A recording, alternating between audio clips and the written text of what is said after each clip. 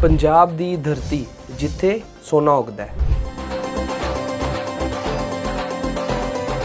अक्सर इस ज़मीन ते पसीना बहाने वाले किसान बेज़मीन रहे ने। दूसरिਆਂ ਦੀ ਜ਼ਮੀਨ ਤੇ ਮੁਸ਼ੱਕਤ ਕਰਕੇ दूसरिਆਂ ਨੂੰ ਮੁਨਾਫਾ ਹੁੰਦਾ ਸੀ, ਲੇਕਿਨ ਹੁਣ ਇਹਨਾਂ ਦੀ ਤਕਦੀਰ ਬਦਲਣ ਵਾਲੀ ਹੈ। ਵਜ਼ੀਰ ਆਲਾ ਮਰੀਮ ਨਵਾਜ਼ ਦੀ ਜਾਨਬ ਤੋਂ ਆਪਣਾ ਖੇਤ ਆਪਣਾ ਰੋਜ਼ਗਾਰ ਸਕੀਮ ਦਾ ਆਗਾਜ਼ ਕੀਤਾ ਗਿਆ ਹੈ, ਜਿਹਦੇ ਵਿੱਚ 30,000 मुस्तहिक खानदाना ਨੂੰ ਜ਼ਮੀਨ ਦਿੱਤੀ ਜਾਏਗੀ, ਜੋ 20 ਸਾਲ ਵਾਸਤੇ ਲੀਜ਼ ਤੇ ਹੋਏਗੀ। ਇਸ ਲੀਜ਼ ਦੇ 100 ਰੁਪਏ ਚਾਰजेस ਹੋਣਗੇ। 50,000 ਰੁਪਇਆ ਮਾਲੀ ਤੌਰ ਤੇ ਟੈਕਨੀਕਲ ਸਪੋਰਟ ਵੀ ਫਰਾਹਮ ਕੀਤੀ ਜਾਏਗੀ ਹਕੂਮਤ ਦੀ ਜਾਨਬ ਤੋਂ।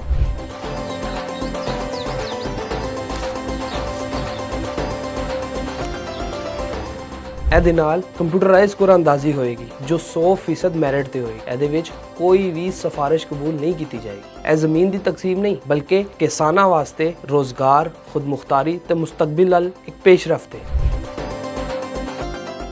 अपना खेत अपना रोज़गार, मेहनत किसान दी, फसल किसान दी ते मुनाफा भी किसान दा।